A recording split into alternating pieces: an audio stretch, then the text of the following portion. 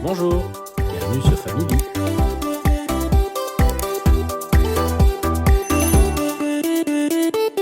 Salut à tous et bienvenue sur notre nouvelle chaîne. Alors, pourquoi une chaîne sur les voitures électriques? Simple, parce qu'on en parle déjà tout le temps à la maison. Alors autant partager ça avec vous. Mon expérience, plus de 6 ans en véhicule électrique, un Kia Soul, puis un Kia Niro, plus de 100 000 km parcourus, plusieurs traversées de la France à une époque où les bornes n'étaient pas si répandues. Bref, une véritable expérience avec ses galères et ses belles découvertes. Aujourd'hui, l'électrique a beaucoup évolué. Les réseaux de recharge se sont densifiés, les autonomies se sont améliorées et les choix sont de plus en plus nombreux. Mais justement, quand on veut acheter une voiture en 2025, comment s'y retrouver? Je vous invite à m'accompagner dans mes recherches et mes choix pour notre nouveau véhicule. Et spoiler alerte, on conserve le Kia Niro de 5 ans et 96 000 km comme deuxième voiture. Et on remplace le thermique. Ça fait près de 20 000 km par an, non? Et là, je vois déjà les rageux qui vont dire, avec un diesel, t'aurais économisé. Sauf qu'en réalité, avec l'entretien, le gasoil a plus d'1,80 € et les recharges souvent faites à la maison, l'économie, c'est moi qui l'ai faite. Et sans avoir les mains qui sentent le gasoil. Merci, j'ai donné avec les vannes GR. Alors, par quoi commencer? Tout simplement, par passer en revue les modèles que l'on a vraiment considérés. Les voitures, toutes intéressantes, mais qui, pour une raison ou une autre, ne correspondent pas parfaitement à notre besoin. Et ce que je vous propose de découvrir maintenant, c'est un comparatif franc, simple, avec un brin d'humour, parce que choisir un véhicule, ça doit rester un plaisir.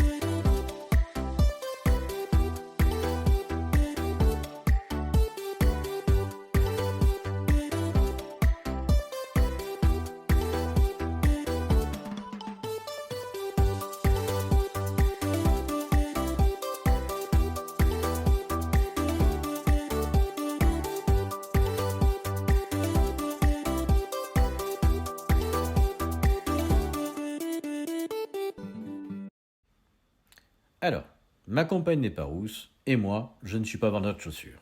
Mais on est bien un couple, et on a 2 enfants. Et clairement, c'est assez de boulot comme ça. Plutôt que de tourner en rond et parler de voitures électriques entre nous, on s'est dit, autant partager ça avec vous. Mais attention, pas de discours technique rébarbatif. Plutôt une aventure de famille, avec ses choix rationnels et ses moments où on se dit « mais pourquoi pas ?» Et surtout, avec beaucoup de débats, parfois sérieux, parfois totalement absurdes, mais toujours complices. Allez, maintenant, je vous présente Judith. Eh oh, je suis pas une option de configurateur, moi. Non, mais à vous, tu vaux plus cher qu'une peinture multicouche Tesla. Avec moi, pas besoin de supplément, je suis livrée de série. Bon, comme on a 2 enfants, forcément, il fallait une voiture qui transporte autre chose que des sacs de course. Oui, et surtout une voiture avec assez d'autonomie pour supporter la playlist des enfants. Baby shark, baby shark, Stop. bébé. Voilà, vous avez compris. La batterie de la voiture, elle tient, mais nos nerfs beaucoup moins. Mais je vous rassure, c'est pareil sur les longs trajets. Bien que, soyons honnêtes, notre Kia Niro avait déjà plus d'autonomie que la majorité des conducteurs. Petit clin d'œil à JC de la chaîne EV, qui se reconnaîtra. Au même titre que les ex, les presque choix. Bref, avant de trouver la bonne, on en a regardé plein. Plein, genre 12 000 vidéos YouTube, 48 comparatifs et au moins 3 tableurs Excel. Mais on a tout regardé, que cela soit chez les constructeurs historiques, Volkswagen, Skoda, Renault, etc., que les nouveaux venus sur le marché, BYD, Xpeng, pour ne citer que. Bah quoi? On choisit une voiture là. C'est pas une baguette de pain. Oui, je suis d'accord. Mais on a comparé, on a rêvé et on a surtout rigolé. Parce que, faut pas se mentir, hein, il y a toujours un détail qui clochait. D'abord, la Ioniq 6. Un petit clin d'œil à Alex de la chaîne EV. Super efficiente, rien à dire. Une voiture exceptionnelle pour traverser l'Europe. Mais côté design, comment dire? On aime, on n'aime pas. C'est un peu le croisement entre une savonnette et une Raymanta. J'avais juste peur qu'on me demande si j'étais sponsorisé par Palmolive. Ensuite, la Kia EV6. Magnifique, vraiment une vraie présence sur la route. Oui, mais alors niveau conso, habitué au Kia Niro, j'ai cru qu'on roulait avec une fenêtre ouverte. Et on en parle de la recharge à 18 minutes? Trop rapide. Sérieusement, qui a le temps de manger un sandwich et d'aller aux toilettes en 18 minutes? Et on a essayé aussi la Ioniq 5. Même plateforme, même qualité, mais également les mêmes défauts pour nos trajets. Par contre, la BYD Seal. Waouh! Waouh! J'ai craqué, j'ai adoré. De loin, c'est une Porsche. Et dedans, c'est une Mercedes. Oui, mais bon, c'est une marque qui débarque chez nous. On ne voulait pas être les premiers cobayes. Et puis, la décote, ça faisait quand même un petit peu peur. Ouais, c'est vrai. On voulait de la nouveauté, mais pas l'aventure totale non plus. De mon côté, la BMW i4, franchement, j'ai craqué. Sublime, j'avoue. Mais tu rigoles ou quoi? T'as vu ce qu'il faut hypothéquer pour avoir les options? Bah, un rein, voire deux si tu veux le volant chauffant, mais par contre, elle a un haillon, elle a tout ce qu'il faut. Oui, enfin, bon, après, si j'arrive avec ça au boulot, ils vont me demander si j'ai pas changé de mec. Bon, après, on s'est concentré sur la Volkswagen i17.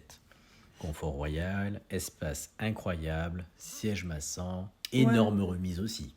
On en parle des 5 mètres de long pour la garer. Tu veux quoi, une piste d'atterrissage? Même pour aller chercher le pain, c'est vrai que j'aurais eu besoin d'un copilote pour m'aligner. Ou d'une autorisation de l'aviation civile. Allez, trêve de blagues 2 minutes. Parce que derrière le design et les performances, il y a aussi des points plus concrets qui nous ont fait réfléchir. Par exemple, parlons de l'Ioniq 6. D'ailleurs, c'est la même chose que la Volkswagen ID7. C'est une grande berline de près de 4,90 m. En ville ou dans les parkings, vraiment pas évident à garer. Et même en occasion récente, avec 15 000 € de remise, ça reste un gros budget. Et puis il y a aussi les soucis connus chez Hyundai et Kia, le fameux boîtier ICCU. En gros, c'est le boîtier qui gère la recharge et le 12 volts. Et sur certains modèles, ça a entraîné des pannes sérieuses, perte de puissance, voire des rappels massifs, pour reprogrammer ou remplacer la pièce avec des délais de réparation assez longs par manque de disponibilité des pièces. Et pendant ce temps-là, souvent l'assureur il prête un véhicule thermique. Et c'est pas ce qu'on cherche. Alors oui, ça reste couvert par la garantie 5 ou 7 ans. Mais quand tu achètes une familiale pour rouler longtemps, c'est le genre de bruit de fond qui te fait réfléchir. C'est ce qui nous a poussé à mettre un gros point d'interrogation sur la marque, malgré toute leur qualité. Et puis forcément, on compare avec notre i-Niro. On cherchait en fait un Niro avec une charge plus rapide, parce que c'est 77 kW en pic, c'est suffisant dans certains cas, surtout associé à son efficience qui reste sous les 20 kWh au 100 sur autoroute avec le beau temps. Mais aujourd'hui, même en restant sur du 400 volts, on trouve mieux. Ce Niro a participé au Mega Challenge 2 de la chaîne Ivy. Les branques qui ont fait le tour de la rocade bordelaise avec, c'était nous. Je mets les stats dans la vidéo. C'est clair, il est super confortable. Tu l'as aussi prouvé. Tu fais plus de 1000 km en une seule journée, quasiment 12 € au volant, et t'arrives frais comme un gardon. Oui, mais la limite du Niro, c'est aussi son coffre. Alors bien sûr, si on retire la garniture du sous-coffre, on gagne un peu d'espace. Mais avec 2 enfants, c'est quand même sympa d'avoir un vrai coffre généreux. Et encore, on n'a plus de poussette parce que les enfants sont grands. Mais bon, il faut se dire aussi qu'un SUV massif qui consomme plus, finalement, t'oblige à t'arrêter plus souvent. Exactement. Alors oui, la technologie 800 volts compense avec des recharges plus rapides. Mais soyons honnêtes, si tu dois t'arrêter toutes les heures et demie, même pour 10 minutes, tu finis par ne pas profiter de tes pauses. Tu cours pour manger, et pour moi, ça n'a aucun intérêt. Dans l'idéal, on cherchait plutôt un véhicule qui fasse le 10 à 90% en une demi-heure environ. Tu prends ton temps, tu respires, tu te dégourdis les jambes, tu manges tranquille. Et derrière, tu as de quoi faire plus de 2 heures d'autoroute, puis après un arrêt de 15 à 20 minutes, on repart pour de nouveau 2 heures d'autoroute. Et la conso reste minime le reste de l'année pour aller au boulot. Et puis franchement, prendre une voiture trop puissante, ça aurait été une mauvaise idée. La petite est malade en voiture. À chaque accélération un peu violente, je me retrouve avec un nettoyage express à prévoir. Alors bon, quelque part, ça nous oblige à être raisonnable. Et au final, c'est mieux pour la planète et pour mon portefeuille. On en parle du frunk? Parce que franchement, ça peut paraître gadget, mais c'est super pratique pour compenser et ranger les câbles. Ça, le Niro n'en a pas. Et bien sûr, il y a le tarif. Je suis allé voir le nouveau Kia EV3 qui est censé remplacer le e-Niro. Et honnêtement, il est affiché aujourd'hui presque 6 000 € plus cher que le Niro d'il y a 5 ans. Pour une finition, à mon sens, moins valorisante. Et ça, c'est énorme. En gros, le Niro reste une super voiture, mais en 2025, on voulait passer à quelque chose de plus adapté à nos besoins familiaux et aussi à l'évolution du marché. Et surtout, sans avoir à faire un emprunt sur 2 générations. Avec le recul, et après tous ces essais, on a fini par constater un truc simple. Le véhicule idéal n'existe pas. Donc, si on voulait un coffre géant, il fallait s'orienter vers le modèle Y. Si on voulait des sensations de conduite dignes d'une aile sur la route, la BMW i4 était imbattable. Bon, côté garantie, la béton, c'est Kia avec sa garantie 7 ans. Et Hyundai avec sa garantie 5 ans, tenait le haut du pavé. Si on voulait des performances exceptionnelles, il y avait la version performance de la Model 3, ou même chez BYD, avec un modèle à plus de 500 chevaux. Mais bon, aucun de ces modèles n'arrivait à réunir tous les critères de notre checklist. Il fallait donc trancher. Et puis, il y a eu Tesla. Honnêtement, au départ, je les avais écartés. Oui, parce que entre les déboires d'Elon Musk, ses sorties médiatiques et même certains gestes déplacés qui ont fait scandale, ça nous refroidissait un peu, voire même beaucoup. On se disait, si on achète une Tesla, est-ce que l'on cautionne aussi ses frasques? Mais bon, on est revenu au fait et on a regardé la voiture, pas le personnage. Et là, on a dû l'admettre. Concrètement, elle remplissait énormément des cases de notre liste. Efficience, réseau de recharge, espace suffisant, rationalité du prix. Bref, un compromis qu'on ne trouvait pas ailleurs. Et question prix. Lorsque j'ai vu que leur modèle était affiché moins cher que le Kia EV3, ça m'a quand même fait réfléchir.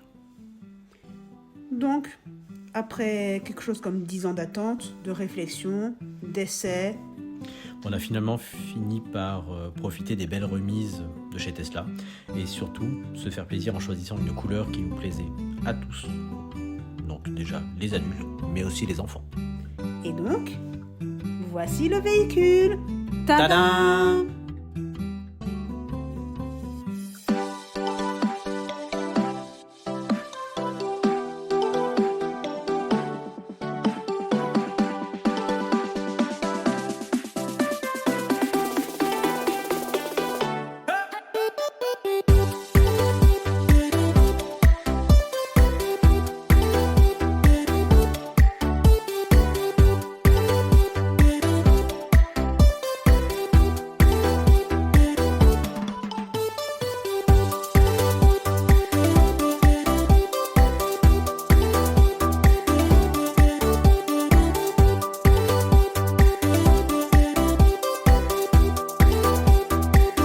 Où avais-je la tête? J'ai oublié de me présenter.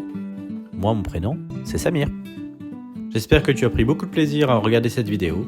En tout cas, autant que nous à la faire. Et tu connais la chanson. Je t'invite à t'abonner, à liker et à partager cette vidéo. Et à très bientôt sur Famille Vie.